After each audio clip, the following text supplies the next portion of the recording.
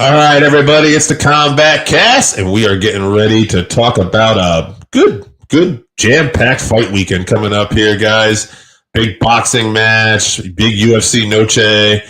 But before we do that, please subscribe if you haven't. And Chevy, let's talk about what we got coming up. All right, September 20th, we will be doing a Mount Rushmore of MMA heavyweights. Yes. There are no fights on next weekend, so we'll also be reviewing this Canelo card and this UFC Noche card. And then September 27th, UFC Fight Night, Olberg versus Reyes, 10 p.m. from Perth. That's a fun matchup. And then October 4th, UFC 320, Ankalaev versus Pereira 2. It's a 10 p.m. pay-per-view from Vegas. Yes. Is Marab and Sandhagen co-main event too?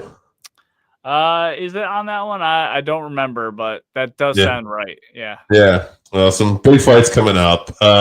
We got some big fights. Before we get into this weekend, let's talk about this past weekend. I saw a very good co-main event. I had tuned out of the main event, and I had it spoiled for me, and it did not look like I missed much of a fight. Chevy, we'll get into it, though. What are your thoughts? Any fights you want to talk about from this past weekend's fight night first? Yeah, I mean, first of all, the card was great overall. I think out of 12 fights, they had 10 finishes. So it was a fun card early on. You know, that European time is nice for us here on the East Coast of the U.S. Oh, yeah. So, William Gomes versus Robert Ruchala. That was one of the decisions. So Gomes got a decision, but Robert was coming over as a KSW champion. So that was an interesting matchup. Also, all French fighters won on this card here in France. The crowd was electric for sure. They were very loud. So you had predicted a tough night for the fighting nerds too. And yeah, well, we'll get to that. But yeah, so I think it's pronounced Cal Fernandez, he got a TKO over the Cage Warrior champ, Henry Hardwick. He came in on late notice. TKO with leg kicks in round one. And he looked absolutely fantastic. Hardwick was game, but he just kept taking leg kicks. He got knocked down a few times and got up, but eventually Herb Dean had to call it. And then Modestas Bukauskas versus Paul Craig. Modestas looked fantastic. He beat Paul Craig up, and then at the end of the first round, literally as the bell was going off, he landed a brutal elbow and KO'd Paul Craig. He couldn't get up to go to his corner, so it got called off. And then Paul Craig retired. He had a good career. He's got a win over the current champ. Yeah. He, armbarred him or triangled him or whatever with 1 second left, and we saw him break Jamal Hill's arm, who's former champion. So he had a good career. So Paul Craig, yeah, no doubt. So let's get into this co-main event. Benoit Saint Denis versus Mauricio Rufy. I just thought Benoit Saint Denis was so impressive here.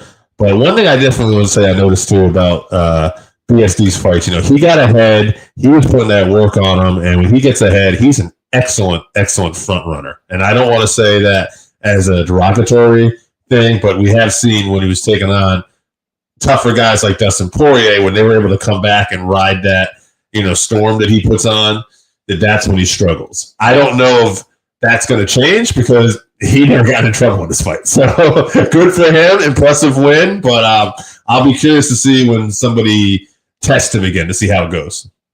Yeah, he got a round 2 face crank submission. So yeah, Rufy just couldn't handle the top pressure or really stop any takedowns. So he looks more and more like Conor every fight, almost no grappling and electric on the feet with poor cardio. So dominant win for BSD in his home country though. So shout out to BSD. That's 2 wins in a row, I believe, for him. So he's back on track. All right, let's talk about the main event here. Nasruddin Imavov versus Caio Borralho. Okay, so now, like I said, this was a fight I had tuned out for. I came in and I saw a very one-sided judges scorecard. Imavov gets another victory here, though. What did you think of the fight, and should he be fighting for the championship next? It was pretty close, but what I was surprised by was Imavov seemed to have more impact on his shot. So when he landed, he had Cal going backwards. So, and then Cal wasn't able to take him down. I don't think he landed any takedowns, if I remember correctly. So tough night for the fighting nerds team. But yeah, Imavov got a decision. Yes. So if Fluffy or RDR get a finish, I assume they jump. They'll probably get the title shot. Yeah, so I don't like any of their chances against Hazmat, regardless. But yeah, we'll see. We'll see what happens. All right. Well, let's switch it over before we get into UFC Noche. Let's turn into perhaps the biggest fight of the weekend. Boxing, putting together a big fight. Canelo Alvarez versus Terence Crawford. This is going to be for the WBA, Super, WBC, IBF, WBO, and the Ring and TBRB Undisputed Superweight Middleweight Championships. Yes, that is a mouthful. So basically, there's a lot of titles on the line here. Basically, unified super middleweight title is all you need to say. Yeah. Yeah. Canelo Alvarez, 63-2-2, 39 knockouts, 24 decisions. One of the greatest boxers of all time. He's been, probably the name in the lighterweights in the last decade, I would say right now, other than, Floyd Mayweather, who's obviously, been doing this mostly exhibitions the last 5 to 8 years, I would say. But Terence Crawford, 41-0, 31 knockouts, 10 decisions. Terence Crawford has been awesome in pretty much, every fight I've seen him in. And really, Errol Spence a couple years ago, that was a fight where, it was two undefeated champions. And I remember just by, talking to people who follow boxing, want to be thinking, okay, Errol Spence is probably going to win this fight or put it on. Nope. Crawford, not only did he win the fight, he won it very impressively and got the finish. So Crawford is going up weight class here. I believe maybe two weight classes. So that could be a difference maker, but I would definitely say he's also, it seems like, more on the upswing of his career. So I guess it's just going to be how much of a factor that weight is going to be in this. Yeah. So Crawford, more of a counter puncher, but will putting the weight on slow him down. If he does get hit, can he take the power of Canelo? I think that's going to be a big factor. Will he still be able to land his explosive combos? Because I don't think he's going to be able to just try to be defensive and jab to win against Canelo. Canelo's got too many tools. Obviously, great fight IQ, and he can mix up his game. We know he's going to come forward and put pressure on, which is both of their games. So that plays into Crawford's, counterattacking and moving, and Canelo likes to be the one going forward and putting pressure and power on guys. But, it's going to be interesting. So I do think that Crawford personally is going to be able to land those flurries. And I'm hoping that, not dehydrating himself down as much, he'll be able to take some shots from Canelo, because he's going to have to take at least a few. So I think he's going to own the rhythm of the fight, land those quick counter combos, and get a decision and cement himself as one of the greatest of this generation. Okay. I mean, I'm kind of leaning towards Crawford myself in this fight. The weight is the kind of X factor of this whole thing. We won't know until we see Terence in there. But, I'm kind of thinking the same thing. I think his speed and everything is going to really allow him to kind of dictate the fight. The fact he is such a good counterpuncher, the fact that he will have that speed. It's just a question of the few times that he's probably going to get caught during this fight, how he adapts and how he works through that.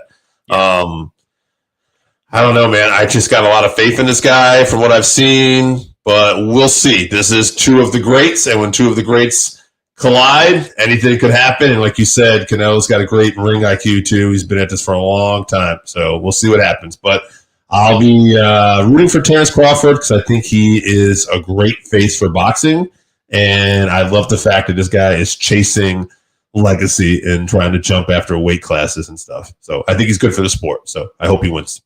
And this fight is on Netflix. So for no pay-per-view or anything, if you have a Netflix account, you'll be able to watch the fight. And I think they plan to walk at like 9:00, or the main event starts at 9:00. But that's boxing, so it really starts whenever they damn well feel like it. I'm actually hoping a little later. My girlfriend's birthday is this weekend, and we're going to a show at Mohegan Sun at 8. So I'm hoping around 10 I'll just be getting home. I can sleep this will be the time boxing shows starts early. So. I don't have Netflix, so I won't be watching this. I'll have to either try to find another way or just watch the clips afterwards. But we'll see. Might have to figure it out. This is a very interesting matchup. So for sure. All right, let's get to UFC Noche this weekend, which is a fight night again this weekend after being a pay-per-view last year. We are back to a UFC Fight Night, UFC Noche. Diego Lopes versus Jean Silva. Great fight there. But any other fight got your interest on this card? Yeah, this main card starts at 6 p.m. Eastern, also from San Antonio, I believe. So it finishes in time because Dana is promoting the Crawford and Canelo fight. So this should be all done and all set before the main event goes in the boxing match. But yeah, on the prelims here, Sidikris Dumas. I know we've talked about him a couple times. He's had some legal issues. I know our buddy in our group chat is not a fan. He's in law enforcement, so obviously not a fan of this guy. He just posted that he has like $12 in his bank account. He showed the actual bank account app. $12 in his bank account right now, but he's a bad guy. He's going up against Zachary Reese, so I'm hoping he gets flatlined. He can be broke and go back to jail. This is actually a very good card. So Tatiana Suarez versus Amanda Lemos is on the prelims. That's like number 2 and number 4 or something. Alexander Hernandez back after his round 1 KO of Chase Hooper to fight Diego Ferreira. That's a very fun fight. And on the undercard there, we always love to watch him. Bumblebee. We call him Bumblebee. So Kelvin Gastelum is fighting Dustin Stoltzfus. That should be a fun fight as well. Yeah, so there's some good surprise fights on here. I didn't even know. Yeah, Tatiana Suarez too. That one caught me off guard. So interesting. All right. Let's get into this co-main event here. Rob Font versus David Martinez. All right, getting into the stats here. Rob Font, 22-8, 9 KOs, 4 subs, 9 decisions. This guy's had performance of the night 4 times, fight of the night twice. David Martinez, he's 12-1, 10 KOs, no subs, 2 decisions. He is a Dana White Contender Series alum too, and he is 1-0 in the UFC. Quite the step up for your second fight, but bantamweight is a tough division. I wish Mr. Martinez the best of luck because this is a great opportunity. But, man, that level of experience going up against a guy like Rob Font, who's fought all of the best, had tough fights, with some of the best, beat some of the best. I got to go with Font here. We just saw Font fight not too long ago, and although it wasn't, a top 5 guy, I feel like Font is still fighting very well. So we'll see what happens. Yeah, I don't know much about Martinez. He comes off the Contender Series and gets a round 1 KO in his debut. I know he's been KOing everyone in Combate, but Rob Font is a seasoned UFC vet, so large jump up in competition. Rob recently got back to winning after a tough couple years, but Martinez seems very dangerous, so it hurts me because I am a Rob Font fan, but I'm going to pick Martinez by KO. Just because Rob's certainly going to get hit. He gets hit in all his fights now. Sure. And I assume the UFC matchmakers want to see a Mexican or want to set up a Mexican to get a win here on UFC Noche. So I see what you're saying, but I thought that too, the matchmaking. But again, we'll see. It's quite a step up in competition still. So we'll have to see how very big step up. Yeah, but I'll say round 3 KO for Martinez. Hope I'm wrong. Okay. See what happens.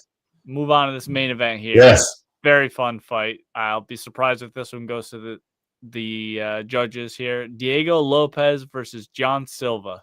Yes, I don't think if they're going to try to postpone the Crawford Alvarez fight later, I don't think they'll have to for this. I think this is going to finish up just in time. Diego Lopes, 26-7, 10 KOs, 12 subs, only been a decision 4 times. He's won 5 out of his last 6. 2 performance of the night, fight of the night twice. So, and one of those fight of the nights he lost was recently to Alexander Volkanovski for the vacant featherweight championship. So he is coming off that loss, but Diego Lopes, he's got wins over Brian Ortega too. Like, he has been just awesome. Jean Silva, 16-2, 12 KOs, 3 decisions, 3 subs, 1 decisions. He's 5-0 in the UFC, all finishes. Fight of the night 1 time, performance of the night twice. And most importantly, that biggest win, I would say, was Bryce Mitchell, who was very impressive performance by Jean Silva because Bryce, for all his craziness, we do have to admit, is an excellent grappler and can take you down. And Silva really had no problem taking him down, avoiding takedowns, scrambling with Bryce. And then, of course, his striking is his bread and butter. So I'm really impressed with Silva here, and I feel like me and you are going to disagree this week. I could be wrong. But as much as in the first fight, I thought I don't know much about Martinez stepping up, I do know plenty about Silva right now. And I like Diego, and I would not be surprised if Diego wins this, but I'm going to go with Silva. I'm going to say that he's going to own this moment, and this will be a big win for the fighting nerds. We're not going to have bad week again this week, but we'll see. We'll see. By the way, I'll go with round 4, could be 3, but round 4 TKO because these guys are going to really bring it all out there. I'm with you. I don't know what the odds are for the fight, but I'm feeling very confident about Silva getting the win. So the only thing that gives me pause is, 1, Silva hasn't really taken a hard shot in the UFC. Right. Yeah, he will. And I think Lopes is going to land a couple on him for sure. So, that'll be a question that needs to get answered. And then 2, will that legendary confidence be shaken at all by the fact that his team got 2 losses last That's a good point too. I did think about that earlier. Yeah. So I still believe he gets it done, obviously. I'm going to say earlier. I think round 2, because I think neither one of these guys are going to go backwards. So okay. I think it's going to be a little bit earlier. I'll say round 2 KO for Jean Silva. Okay. It'll be interesting to see because I guess if Silva wins, like, he's got to be a lock for fighting for that title after this, right? I mean, it's tough because Lerone Murphy has definitely earned it as well. Mm-hmm. But if he finishes Diego Lopes, 6 straight finishes, I think you got to give it to him. Yeah, 6-0, 6 straight finishes, UFC Noche main event, coming off this big pay-per-view performance over Bryce. I would say, yeah. Oh, man, that's a tough ass for Volk if this guy's on that kind of tear, too. But we'll see what happens. That's why they make the fight. So, good weekend of fights coming. Noche, Alvarez, Crawford. Very excited about this weekend. Chevy, why don't we tell people what we got coming up before we get out of here? All right, September 20th, we'll be reviewing the Crawford and Canelo fight and UFC Noche, but we'll also be talking about our heavyweight Mount Rushmores for MMA. And then September 27th, UFC Fight Night, Olberg versus Reyes, 10 p.m. from Perth, Australia. And then October 4th, UFC 320, Ankalaev versus Pereira, 10 p.m. Vegas. All right, guys. Should be a lot of fun fights coming up, but I'm really looking forward to this weekend. Can't wait to see you guys next week to talk about the fights. We'll see you ringside.